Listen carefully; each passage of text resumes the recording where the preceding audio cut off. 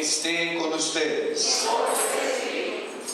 Lectura del Santo Evangelio según San Marcos.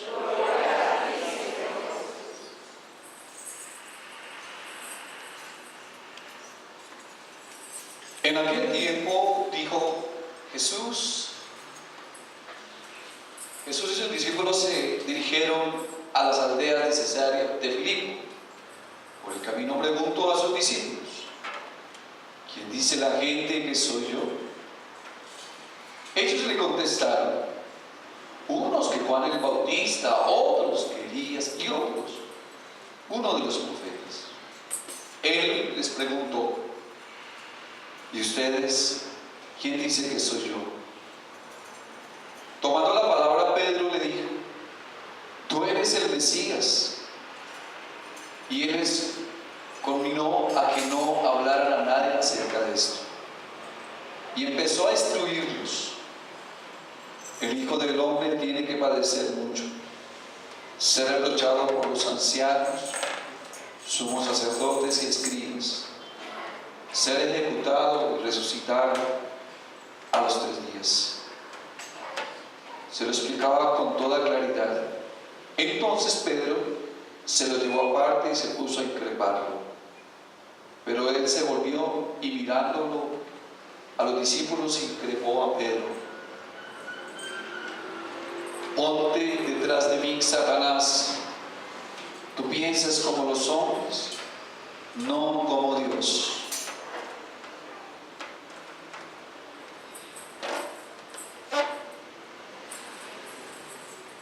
Palabra del Señor.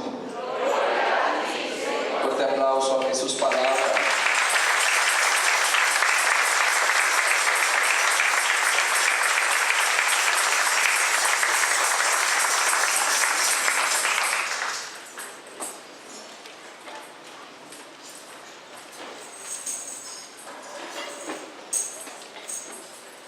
Hermanos y hermanas, en el Evangelio de hoy vemos algo fuera de lo común. El Señor anda preguntando: ¿quién soy yo? ¿Quién dicen que soy yo? Y el Señor, y Pedro le contesta: tú eres el Mesías. Y uno dice: adivinó, acertó, le fue bien a Pedro. Pero luego vemos al final cómo le dice el Señor: ponte detrás de mí, Satanás, tú piensas como los hombres, no como Dios. Y entonces, ¿cómo viene el asunto? Preste atención a lo que voy a explicar. En días anteriores hemos visto que la gente queda asombrada de la acción de Jesús y dice: ¿quién es este que hasta los demonios le hacen caso? ¿Quién es este que hace estos milagros en sábado? ¿Con qué derecho tiene él de perdonar los pecados? Y la gente va haciendo preguntas acerca de quién es Jesús. Porque la gente todavía no ha concebido que Él es el Mesías, que Él es el Salvador. Lo creen como un hombre que habla muy bonito, un hombre que hace milagros, que viene en nombre de Dios, pero que no es el Mesías. La gente no lo alcanza a comprender. Solo oyen hablar de Él, que es una persona famosa porque hace cosas muy buenas y que increpa a aquellos que por mucho tiempo han creído tener la verdad. Entonces la pregunta es de la gente sobre Jesús. Pero ahora viene lo contrario. Ahora es Jesús quien le pregunta a sus discípulos. Una cosa es lo que diga la gente afuera. Ahora el asunto es: ¿qué están pensando ustedes que están cerquita de mí? Por eso Él dice: ¿quién dice la gente que soy yo? Entonces le contestan los que están a su alrededor: unos Juan el Bautista, otros Elías y otro uno de los profetas. Porque antes de Jesús se anticiparon otros personajes a hablar de Dios. Tenemos el caso de Juan Bautista, Elías, los profetas hablaron en el nombre de Dios. Algunos hicieron milagros de Dios entre la gente. Hicieron cosas muy notables. Pero miren que la respuesta no se ha dicho aún. ¿Y esto qué tiene que ver con nosotros? Mi querido hermano, ¿qué es lo que está pensando usted de Jesús? Para usted, ¿quién es Jesús? ¿Es aquel que le resuelve la situación económica como si usted tuviera aquel que busca en los momentos de gran dificultad para que los saque de los problemas y se convierta de cierta forma, discúlpeme, entre comillas, que no suene muy duro, en el que le alcahueteen sus cosas porque usted hace algo malo y que el Señor me perdone, y yo hago algo malo y usted me perdona? ¿O es aquel que usted tiene como un castigador? Que Jesús me va a castigar, Jesús me va a sentenciar si no hago las cosas bien. ¿Qué imagen tiene usted de Jesús? ¿Qué imagen tengo yo de Él? Por eso Él hace esta pregunta. Una cosa es lo que diga la gente de afuera. Hay gente que está tan tergiversada en cuanto a tanta información que recibe de los medios y no sabe quién es Jesús. Aparecen 1000 informaciones acerca de Él. Hay gente que habla cosas bonitas de la iglesia y otros que hablan pestes. Y entonces mucha gente de afuera no tiene ni idea de quién es Él. Pero ahora la pregunta es para nosotros, para ti, para mí, ¿quién es Jesús? ¿Es el castigador? ¿Es aquel que te solventa de las cosas cuando tú lo necesitas? ¿Es aquel que lo busca como un talismán para que te proteja de las cosas malas y te dé buena suerte, etcétera, etcétera?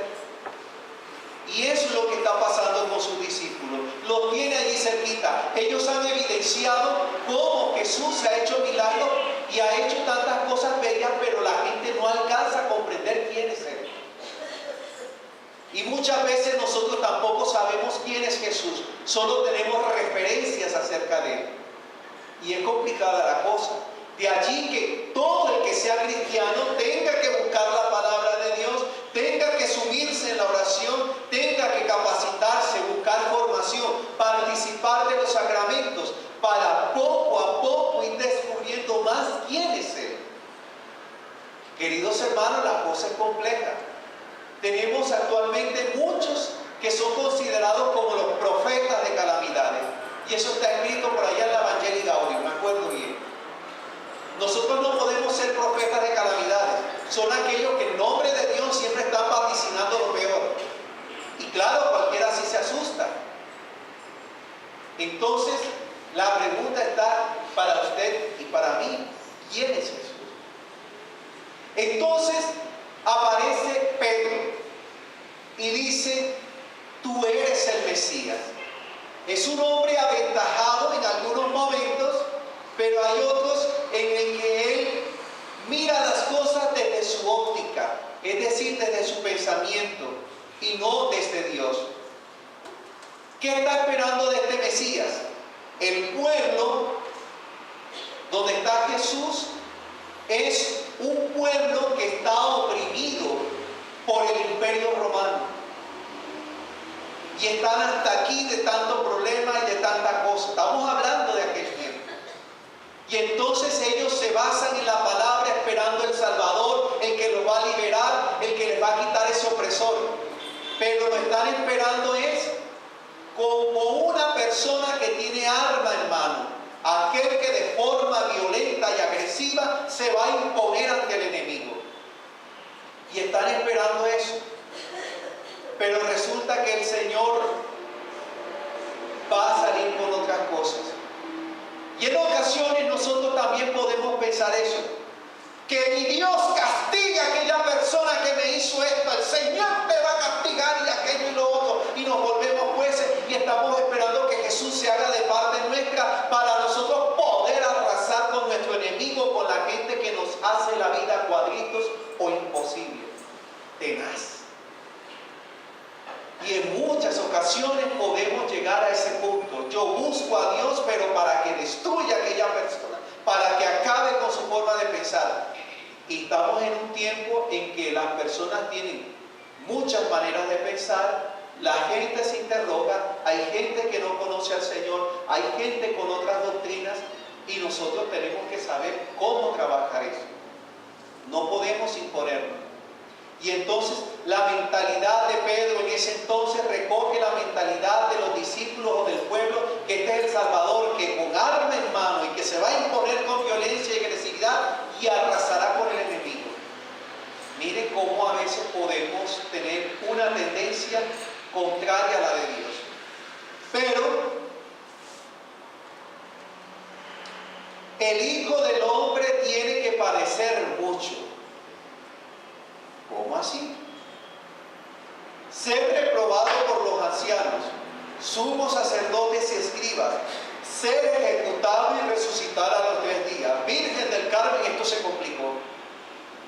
Si en las lecturas antes de los evangelios, estamos hablando de los libros de los profetas, por allá en Génesis, todo eso, lo que conocemos algunos como Antiguo Testamento, porque ahora tiene también que otro nombre, bueno.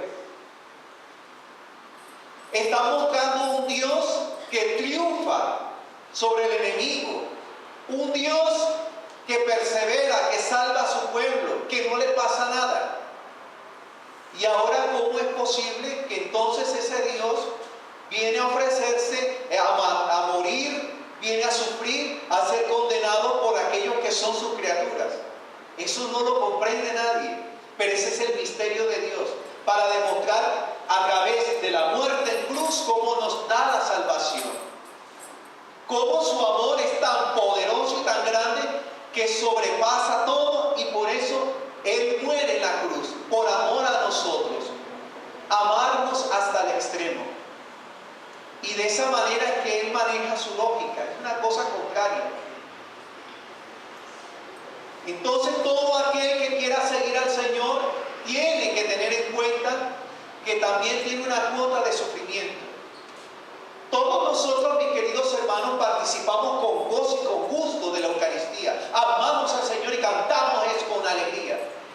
Pero también somos motivo de señalamiento por muchas personas que no alcanzan a comprender qué hacemos aquí. Entonces nos tildan de mojigatos, nos tildan de moralistas, nos tildan de aquellos que adoctrinadores, etcétera, etcétera, etcétera.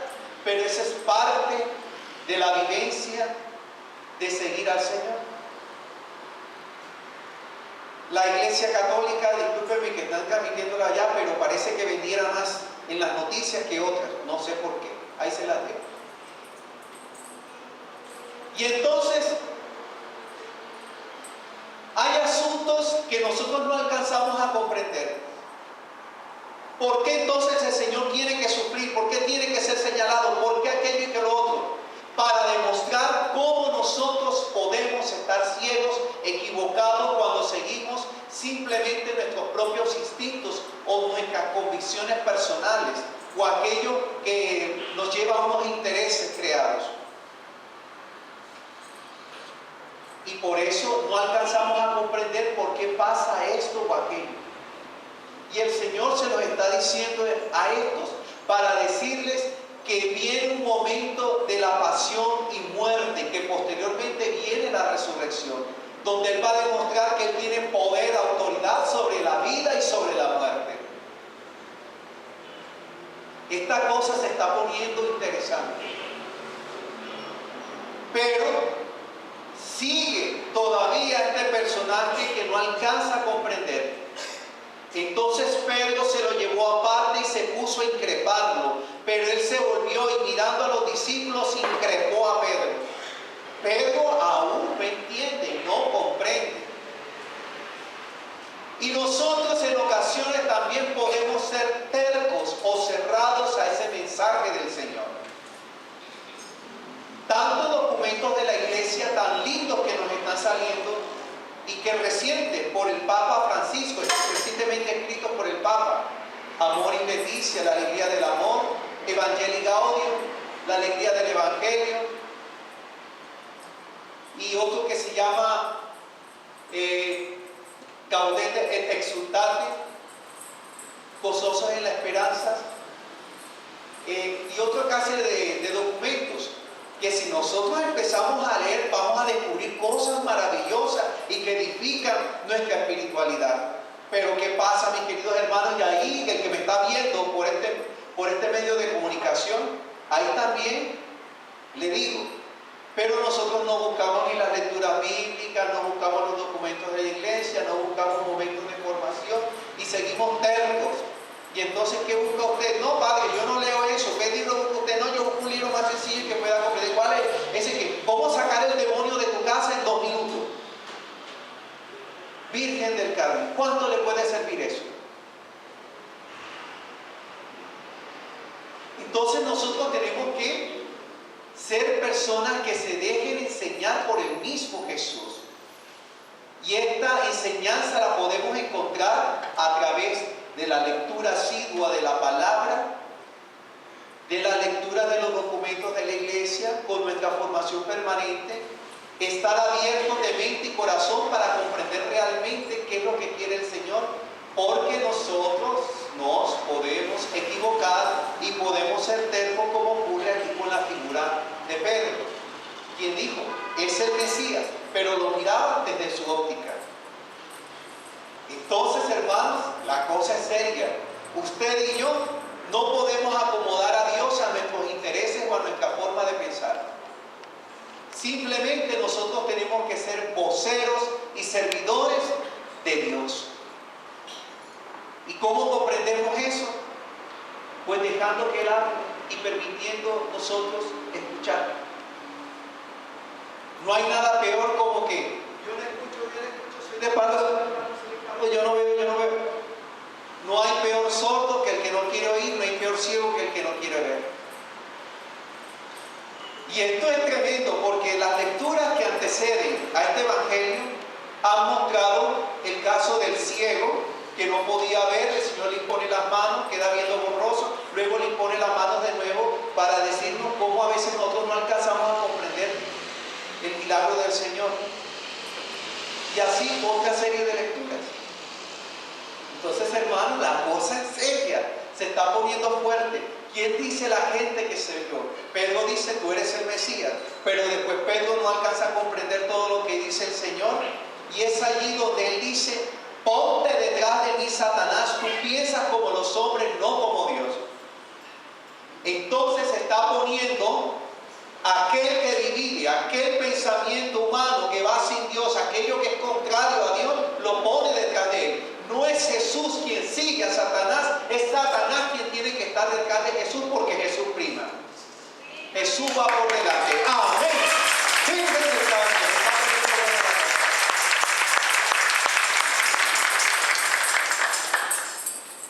Y es así, mis queridos hermanos, que nosotros no podemos alinearnos con el pensamiento humano que no va con Dios. Hay muchas cosas que son de ciencia, tecnología, descubrimiento, manera de pensar, y todo eso en cada una persona es diferente. Y uno tiene que llegar a saber manejar esa situación, como lo dije, a dialogar. Pero nosotros que ya estamos metidos en este asunto de los pasos, siguiendo los pasos de Cristo, no podemos dejarnos llevar así nomás por lo que nos dicen que es la tendencia actual. Porque muchas de esas tendencias no son correctas.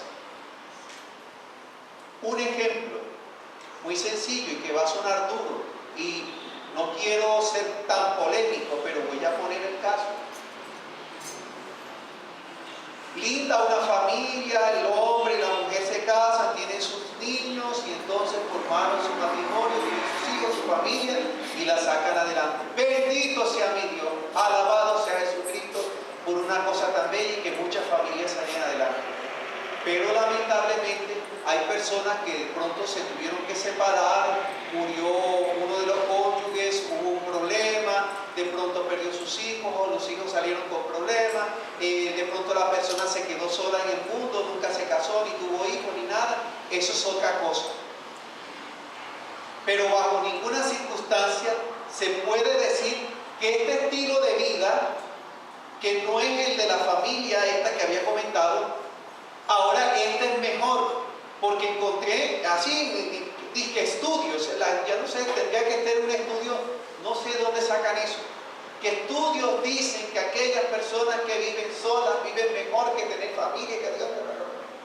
A ver, ¿de dónde viene eso? ¿Quién escribe eso? ¿Quién saca eso? ¿Una persona realmente con autoridad? ¿Una persona que ha experimentado el amor de una familia? ¿O es una persona que está resentida con ese estilo de vida y que por eso es que saca de esa manera su forma de pensar, imponiéndose y tratando de imponer su forma de pensar por encima del resto? Y no, esa es un ejemplo para decirle cómo va la tendencia del mundo. Y así no son las cosas. yo no creo en la iglesia alguna cosa, pues yo, bendito sea mi Dios, no creo, perdón. Entonces, aquellas personas que no creemos, un ejemplo, y que aquellos que sí creen, pues allá ellos. Bendito sea mi Dios que los respalde, que ellos verán a ver cómo hacen, es una cosa aparte, pero yo no puedo tratar de imponer lo mío. Y eso es lo que estamos viendo a través de muchos medios, lamentablemente. Nos quieren imponer esto, en las noticias ustedes les muestran una cantidad de cosas que nada tienen que ver con Colombia. Que si un artista por allá del norte de América entonces hizo esto y aquello, que se puso tal ropa, que aquello y que lo otro, es noticia internacional y nacional. ¿Y a mí qué me interesa eso? Eso que tiene que ver conmigo. Entonces lo hacen creer a uno de que lo bueno y lo bello y lo hermoso es lo que aparece solamente por la pantalla, y no es así. Otra cosa es la vivencia humana. Por eso nosotros tenemos que tener mucho criterio y pedirle a Jesús que nos dé el discernimiento para saber cómo hacer las cosas. Porque poquito a poco esas cosas que hay en el mundo, que andan sin Dios, entonces tratamos también de meterlas aquí y acá no encaja. Hay algo como que no encaja. Entonces, mis queridos hermanos, aclaro, es un ejemplo lo que estoy dando. Una cosa es la doctrina de Jesús que nos está invitando. ¿Quién soy yo? Si soy el Mesías, tengo que padecer, va a pasar esto y aquello. Nosotros tenemos que hacer lo posible por seguir al Señor, tratar de comprender cuál es su mensaje, porque de lo contrario nos increpará como a Pedro: ponte detrás de mí, Satanás, tú piensas como los hombres, no como Dios. Y voy a dar otro ejemplo duro. Me estoy emocionando. Una vez me invitan a mí a una predicación en cierto lugar y me dicen, este es el tema, y yo preparo el tema y busqué libros y documentos de iglesia para poder hablar sobre eso, y de eso hablé, para tener base. Y entonces la señora, bueno, la persona que estaba encargada me dice, tiene que decir esto y esto y esto. A ver. Y por favor, apenas 5 minutos antes usted me va a promocionar este libro, que necesitamos venderlo. A ver. Y después, cuando yo voy analizando la cosa, me estaban utilizando. Solamente están haciendo un acto en nombre de Dios, pero para recoger plata. Eso es el pensamiento que no es pensar como Dios. Seria la cosa. Entonces, queridos hermanos, hoy los veo muy calladitos. Virgen Santísima, como que esto está fuerte. Y lo que más me impresiona es que ninguno se está durmiendo por primera vez. Entonces, Jesucristo.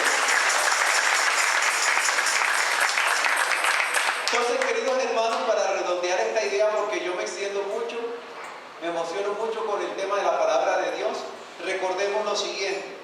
De aquí, de esto también yo aprendo.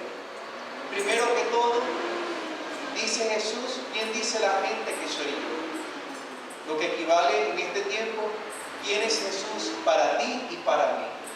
¿Qué concepto tenemos sobre él?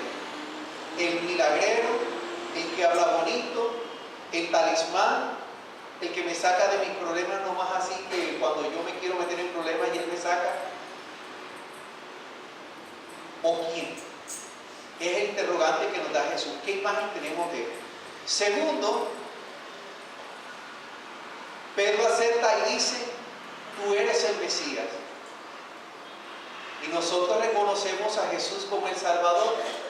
Pero Pedro tergiversaba esto según el pensamiento de su época, en el que el Salvador o el Mesías tenía que ser un guerrero, una persona brava, que se imponía con violencia y agresividad ante el enemigo.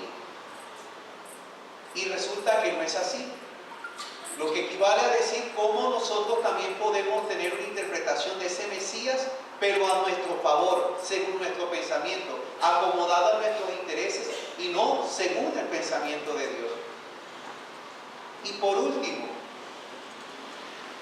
¿cómo es conveniente dejar que el Señor obre y no dejarnos influenciar por las corrientes que van del mundo sin Dios, contrarias a Dios? Eso sí, como dije, teniendo en cuenta que hay otra forma de pensar, otra forma de ver las cosas, que para eso está el diálogo, pero a lo que me refiero es cómo nosotros tenemos que guiarnos por la palabra de Jesús y que nuestros ojos puedan ver, nuestros oídos puedan escuchar realmente al Señor.